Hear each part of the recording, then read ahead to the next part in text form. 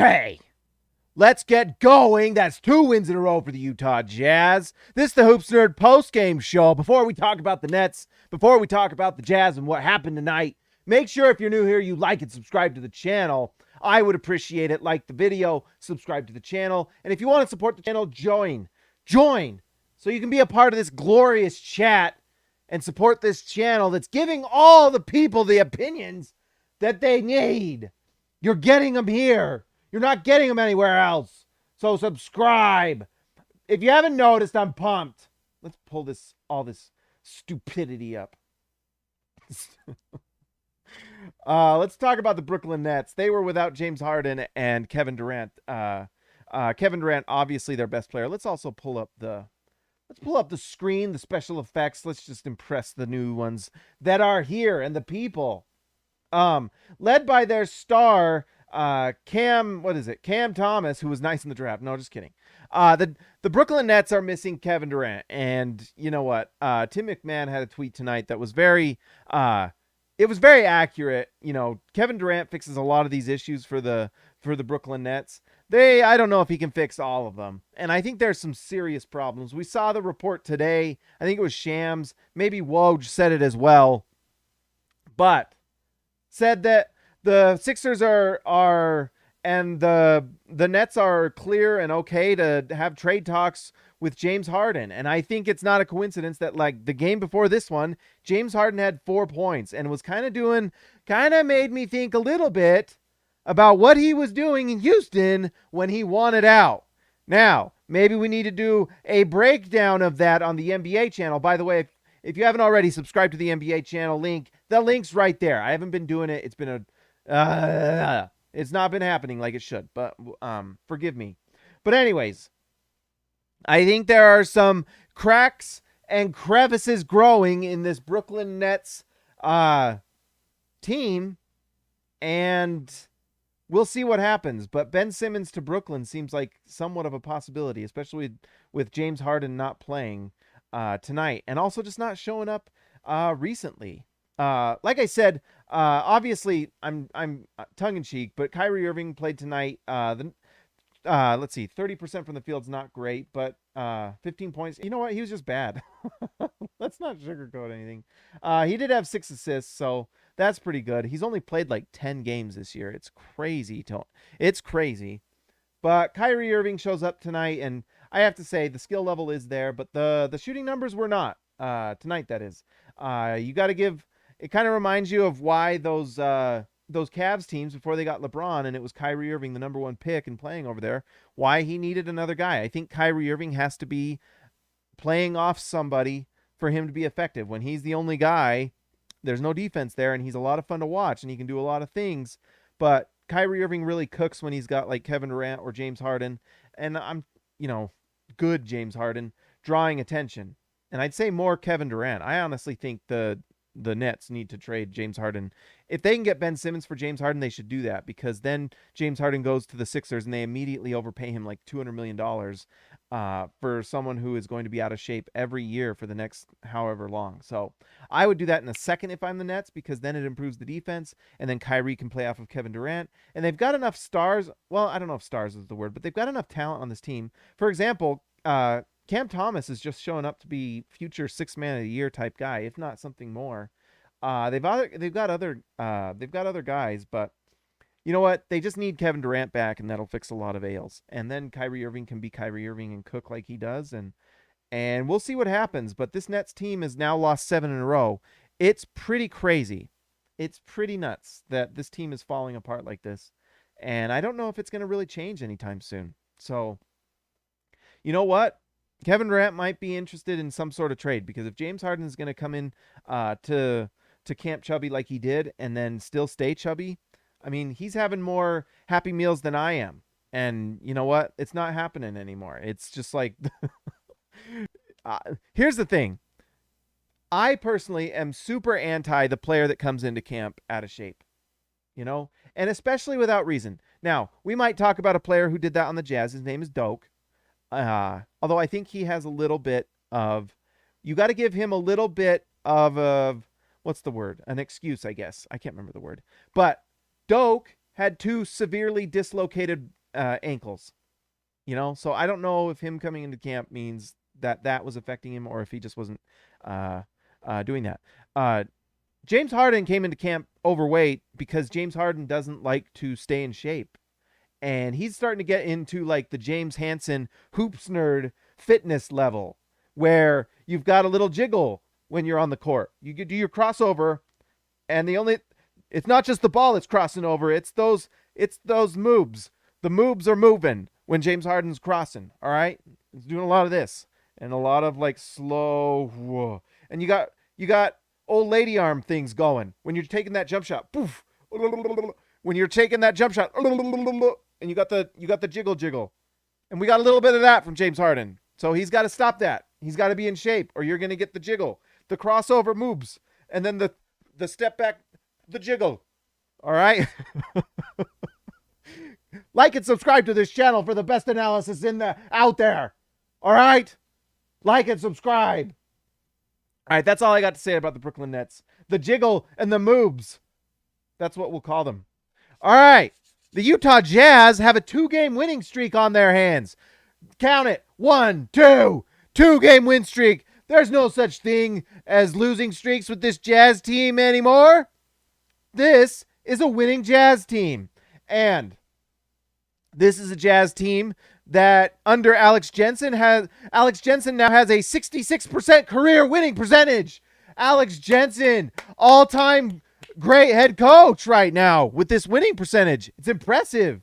And I'm actually half kidding because he did some things we got to talk about.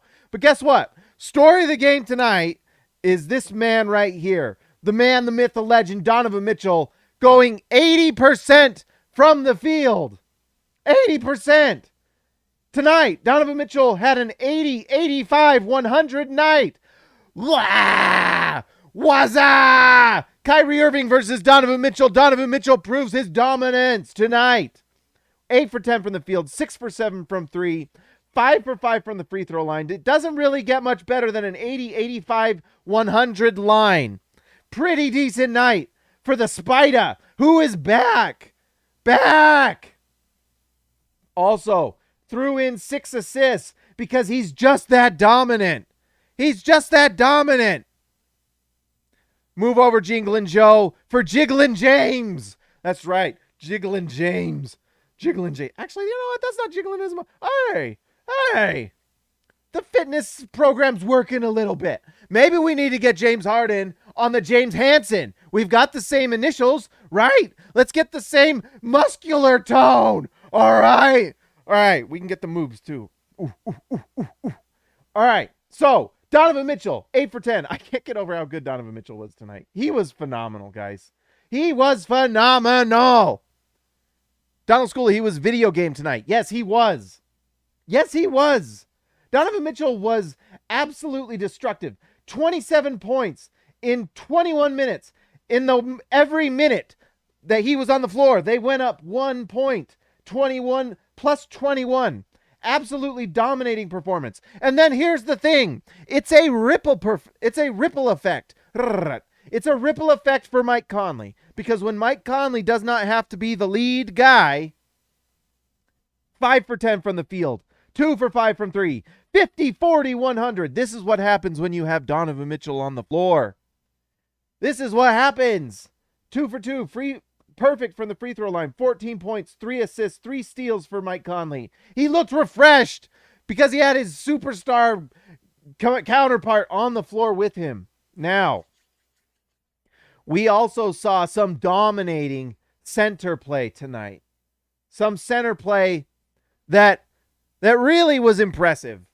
And there's a lot of people tonight that had a lot of opinions about this man. A lot of opinions were going around on the internet and the interwebs, as we all surfed the web and found all of our opinions about Udoka Azubuike. There were people out there saying things like, Doak can't play. There were people out there saying Doak is unplayable, that he can't even be a third center. Well, Udoka Azubuike, the Doak, shut the door on that. You've got 2 games in a row now of Udoka looking very nice. 5 for 8 from the field, 11 rebounds, 10 points, and the key to my heart. We've had to apologize to Doak in the past because sometimes we allow ourselves to read opinions online. Sometimes we find ourselves on message boards. Remember when you were a kid? I'm 38. When I was a kid, teachers used to be really, really afraid of chat rooms. You remember when they used to talk about chat rooms? And they're like, if you get in a chat room, you're going to probably have dark spirits come into your room. Well, guess what? There was a lot of people out there in chat rooms talking badly about Udoka Azubuike. There were. And those people are the people you need to report to the internet police because they were incorrect. Udoka Azubuike is just fine. He's just fine. The guy had one of the best vertical leaps in the draft he was in. The physical tools are there. Do not forget. Some people will say, oh, he's just a big guy. Yes, he is. He has length. He's huge. He's strong. And he can jump out the building. And he's big. The fact that he has the fact that he can jump out of the building with his size and the touch he has around the rim tells me that he will be just fine. Now, is he going to be better than Rudy Gobert? No, he's not. He is not going to be better than Rudy Gobert. Not at all. Is he better than Hassan Whiteside? Well, he got the start tonight. And that's another question, and we've got to talk about these things. There are things that must be talked about. There are things that must be said. And the older I get and the less I care, the more willing I'm ready to say all the things. And guess what? The best thing ever is how many of those things have turned out to be true this year. This channel, this is where we've learned to speak the truth. This channel, we speak the truth. We are not afraid. Not a single one in the chat. Robert Hall, 199, thank you. Doke's on you, Dark Spirits. That's right. Thank you, Robert Hall of Fame. That's why you're going to the Hall of Fame. We are going to speak the truth. And the truth is that Doke got a bad shake. He had 2 serious dislocations last turn ankles. Literally looked like his ankle was broken in half. Twice. So maybe we can give him a little bit of a break. And this is the biggest pet peeve of mine of all, because multiple things tonight happened that were phenomenal. Just phenomenal. This game was packaged for the Hoops Nerd. All right. This game was made for me to watch. I feel like this was just a gift. I had kind of a rough night. The taxes on my TurboTax did not go as I wished. All right. It was a rough day. I had a lot of disappointment. And then I came into this game and Doke looked awesome. And Mr. Jared Butler looked awesome. And my day got a lot better. A lot better. A lot. Some of those things from TurboTax really sucked. I'm not going to lie. But we've all been there, right? And if you haven't, you will eventually. But anyways, guess what? Maybe we can stop just blanket statementing players like, oh, Doke is bad. Doke is not good. Doke is not bad at basketball. Or Doke is not good at basketball because the head coach who never changes his lineup doesn't play him. Perhaps it's because the coach didn't ever give him a chance. And when he comes into the game, he's frightened out of his mind. And when he's playing with, remember, we've talked about this. I'm going crazy tonight. Fear culture. Guess what? You know who didn't play with fear tonight? The Jazz did not play with fear tonight. Right? Not a single one of the players on that floor played with fear. Not a single one. Including Doke, including Jared Butler. And guess what? All of a sudden they played well. I am completely sold now on certain things. I mean, we're learning so much every single day from this team, from this month. I mean, if there's anything good that happened from January, it is the things that we came out of our trials having learned. One of those is that you need to play your rookies more. The Jazz have, for the last 3 years, absolutely failed in that category. 100%. 100%. Quinn Snyder needs to have played his rookies more. They have been failed by not getting him on the floor, honestly. Jared Butler playing like he did tonight. Robert Hall, 6 assists for Jared Butler. That is right. 6 assists for Jared Butler. He looked awesome tonight, by the way. And I know the numbers aren't quite there. But he looked awesome. He missed a couple of these that were just gimmies, and he will get them. But look, Doak played with confidence. He got the start. He got the start.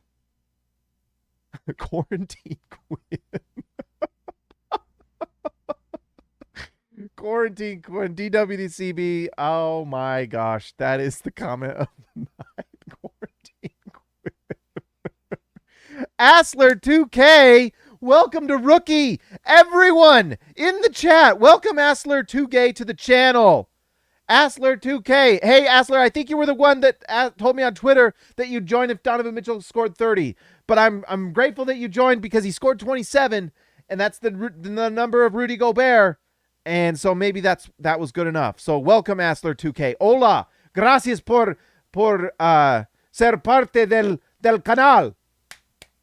Anyways, I just want to say, it was really nice to see Doak have a nice night, and it would be nice if our players actually played with some freedom, and and it was funny. The bench tonight looked happy. They looked free. They looked comfortable. They looked loose. You know what I mean? Amazing. No fear, like the T-shirts that we wore in junior high. Remember No Fear T-shirts? They looked like No Fear, and they had like a little angry monster thing on the side.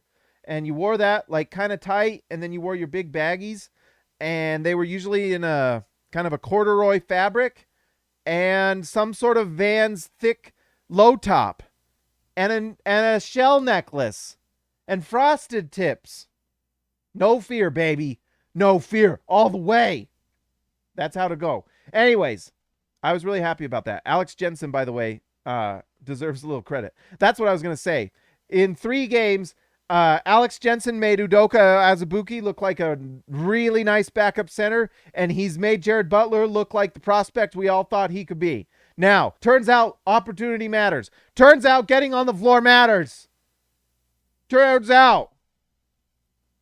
Anyone who was saying that Jared Butler might not be good, do not listen to those people. And those people saying things about his defense, do not listen to those people. Now, him, Elijah Hughes, and Pascal, those are the only 3 with a plus minus. We're just going to ignore that to keep the narrative alive. All right? That's what we're going to do. Although that was likely related to Cam Thomas, who was out of his mind. Holy smokes. Cam Thomas was unreal. The Jazz starters were really good tonight, by the way. It's amazing what happens when Donovan Mitchell is rolling. He's unreal. He's unreal. Anyways, that was really great. And I guess I talked about it before. I'm going crazy tonight. But one of my biggest pet peeves, and this is something people will say, is they'll just say a player is bad. I saw someone say, oh, Doak is just bad. How do you know Doak is bad? For reals, how do you know Doak is bad? You know what I mean? There's if a player's been in the league at least 3-4 years and they've gotten regular time and they're not playing well, then you know. But if a player never gets a fair shot, never gets a chance to actually play, and you've seen the skill in college and you see the physical tools and you know the physical tools and talent would correlate if they had time, but they had time to actually learn how to use those physical tools and skills on the floor in an NBA court, but you never get a chance to do it, then how do you know? Now, tonight might have been a fluke, but Doak's had 2 good games in a row. And honestly, he's had multiple good games in his last 5-6 starts. Honestly, he has. The narrative warriors out there that are under Utah Jazz media's thumb will tell you one thing. But I'll tell you another. Give him a chance. You know what I mean? And guess what? Some of these things make me wonder if there's politics involved behind the scenes. Because we know that this was a Dennis Lindsay pick. We know it. We know it was a Dennis Lindsay pick. Right? And we know that Quinn and Dennis Lindsay, by the end, truly hated each other. Literally wouldn't speak. Steve Starks had to provide messages. Steve Starks was a carrier pigeon for them to pass notes Like in middle school when you wanted to let your crush know. At least that's what I imagined happened. I never got one myself. Speaking of those things, it's February. Valentine's Day is coming up. Right? Here's the thing. This Jazz team I've had a lot of people tell me this Jazz team has like the best culture out there. And I will tell you one thing. I think there's not been the best culture. Otherwise, you're not firing your general manager last year because he couldn't talk to the head coach. Someone please tell me how that's a good culture. Right? I honestly think at this point that Ryan Smith brought in Danny Ainge to put the iron fist down and say, this is what we're going to do. Right? And you know what? This last month has shown us a lot of things. A lot of things. And I think we've learned a lot about certain players. Honestly, the guys I'm really, really excited to watch, I'm really excited for Daniel House to come back. Obviously, this team's going to still be really good. Rudy Gobert's going to come back. This team's going to be very good. I don't know if it's over the top, finals good, because we know that, this team doesn't have anybody to guard certain guys. I mean, Cam Thomas still just exploded tonight. 11 for 19, 3 for 7. That's just really good. But you know what? This Jazz team has the pieces. And when Donovan Mitchell's playing like he does tonight, when Mike Conley's playing like he is tonight, when you're getting contributions from guys that, young rookies playing really well, Udoka Azubuike playing well, when you've got guys that you picked up off the scrap heap like Daniel House looking like my guy Furby Jr. saying right there, house money. When you've got house money playing like he is, this is how this team can grow. Now, I actually think here's what I think. I think this trade deadline that's coming up, the Jazz are sellers. They're not buyers. I mean, I guess if you can go out and get something for Jordan Clarkson, I think they're going to go see what they can get for Jordan Clarkson. But I think at this point, it's pretty clear Jared Butler and Trent Forrest playing and some sort of mixture and having a fluid lineup where, hey, in this situation, let's play Trent Forrest. Hey, in this situation, let's play Jared Butler. That's better than JC and much cheaper, by the way. Jared Butler making what, $1 million a year? Trent Forrest making $1 million a year. He's a two-way contract. You're getting better production on lower money and developing guys for the future. Plus the Jazz have cap issues coming up. $14 million for Joe Ingles, like $14 million or whatever it is, give or take, for Jordan Clarkson. That's like $28 million that you can use in some way. The question for this trade deadline is how do you use that money to make sure you're not losing it? Because the Jazz are over the cap, and so you have to make some sort of move with those things. I would not be surprised if we see probably at least 2 moves this trade deadline. But Ingles and JC are probably traded, guys. Like, probably traded. And it might be why Jordan Clarkson's sitting, to be honest. Right? You don't want to get him injured if you're about to trade him. Tinfoil hat time, right? Let's see. DWCB, culture okay among the players, but Quarantine Quinn is an autocratic coach. Yeah, I think so. I think for a long time, this Jazz front office has been putting players on this team that are, really great dudes like Mike Conley, and Donovan Mitchell's a great dude. Rudy Gobert, I don't know if he's the greatest communicator, and he should not. By the way, let's talk about that a tiny bit because I'm not going to make a video about it. Rudy Gobert needs to learn when to and when not to say things. I love Rudy Gobert. Everyone knows I love Rudy Gobert. He's fantastic. But I saw a lot of Jazz fans online complaining that why doesn't Donovan Mitchell stand up for Rudy Gobert? Well, maybe because 2 weeks ago, Rudy Gobert was saying Devin Booker is better defender than him, and look how Devin Booker stepped up and blah, blah, blah, blah. If Rudy Gobert wants Donovan Mitchell to not be mad, then he shouldn't be calling him out like that publicly. Don't do it. Go tell Donovan in the locker room. By the way, if we're blaming Donovan Mitchell for a lot of these things. That is not the way. If the Mandalorian was here, he would say, this is not the way. There are other guys on, like, the last person we need to be complaining about or talking about is Donovan Mitchell when he's doing this type of thing, and he's capable of doing this type of thing, and we've seen it. Donovan Mitchell has carried this team to many, many wins in the past. And if anyone questioned that, guess what? This Jazz team did not do any better when it was just Rudy Gobert without Donovan Mitchell. They still have serious issues on the offensive end with having a star creator, you know? So anyways, the point is that if Rudy Gobert wants to have kind of a better relationship with Donovan Mitchell, don't call him out, because then 2 weeks later, when you have stupid Draymond Green saying what he said, why would Donovan Mitchell publicly stand up for the guy who just called him out publicly? And unfairly, by the way. Donovan Mitchell is the guy. You know? Bojan Bogdanovic needs to be a better defender. Royce O'Neal needs to be a better defender. Mike Conley, frankly, needs to be a better defender. And I know they're resting Conley to make sure he's okay, but he needs to be better. Right? And Jordan Clarkson has been an atrocious defender.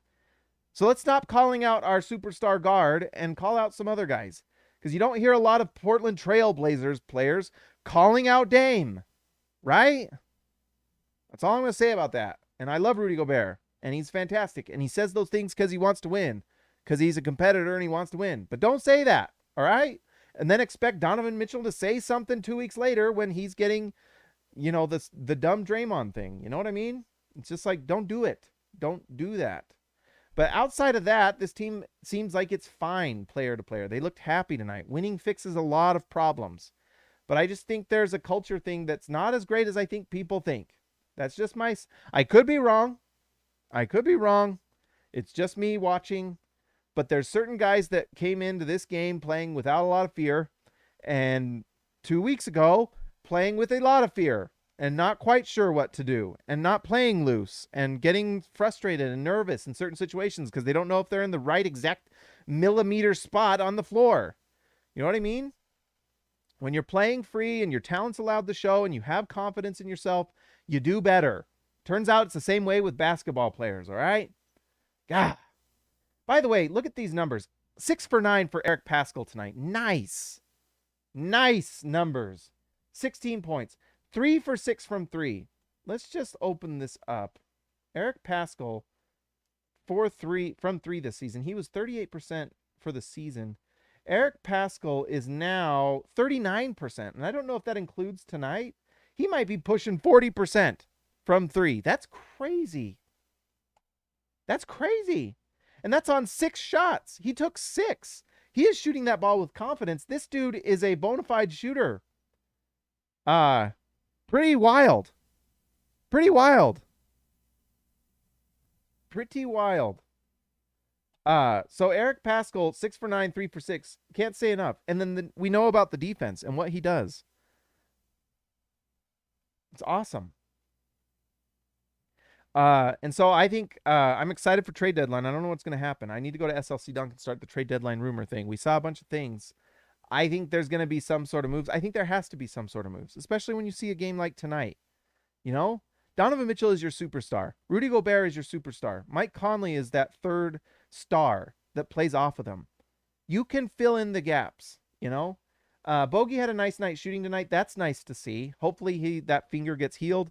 That's one guy that could really use the All-Star break to just get some time to rest that hand so he can just be 100%. And I don't know if he will be quite 100%, but Bogey looked nice tonight. And I know the Nets are just like missing a lot of guys, but 8 for 14 from the field, 3 for 7 from 3. You'll take it.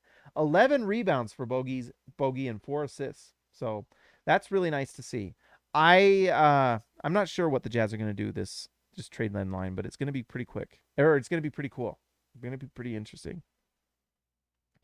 So let's see. I think that's all I got tonight. I don't think I'm missing anything. We've definitely gone off on a tangent or two. Trent Forrest also blossoming is really nice to see. 4 for 7 from the field.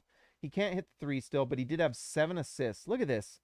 Between these two guys, 7 assists for Forrest, 6 assists for Butler. That's just fantastic. 6 for Mitchell, 5 for Royce O'Neal. Shout out to Royce O'Neal with the 5 assists. And the biggest plus minus of the night goes to Bogey. How cool is that? Shout out to Bogey. 19 points, 4 assists, 11 rebounds. That's actually pretty monster night from Bogey. Pretty awesome. I guess that's all I got tonight. Rudy Gay looked solid. He played just 10 minutes. That's kind of interesting. I wonder if they're just giving him some rest. But he did hit one of his 2 threes, so that's nice. 5 points. Solid. He had that nice little baseline jumper. Let's watch his 2 buckets just for fun. Why not? Why not? Let's give some shout out to Rudy Gay. Here we go. I think this is the baseline jumper. Yep. Oh, that's the, yep, pull up baseline. Boom. And then where's the 3? Come on, come on. Oh, just right here. Boom. Hey, if he can start knocking that down again, he's really been struggling from 3. But if he can start knocking that down, that's going to be really cool. Because his Rudy Gay, you know, I think some people were kind of talking about maybe even trading Rudy Gay. I don't think they should, because I think he's kind of one of those solid players you don't want to lose. Solid player. And he'll eventually start hitting more 3s, and the defense is there, and he's got such good size, and he's a good rebounder and plays good defense, and so I don't know. I don't think you should trade Rudy Gay. I think he's really solid.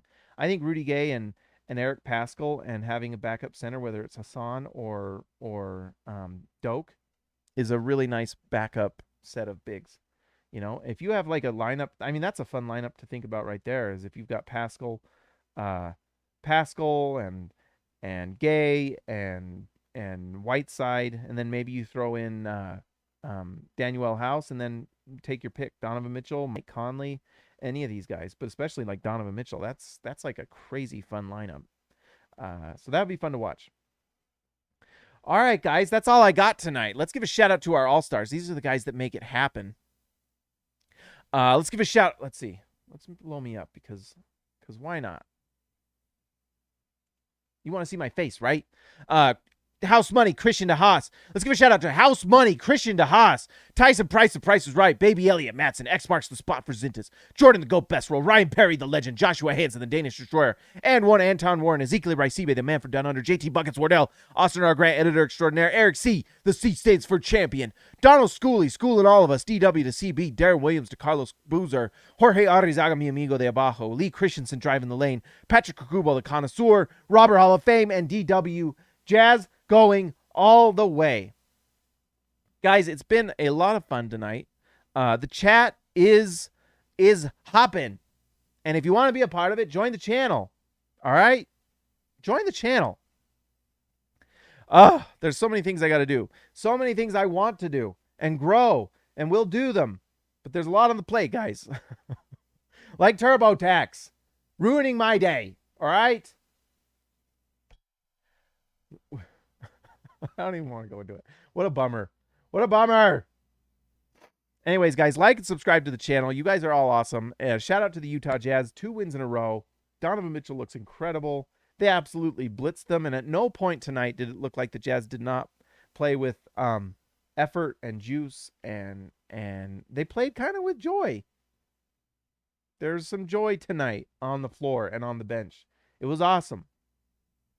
So anyways, guys, like I said, like and subscribe to the channel if you haven't already. I will talk to you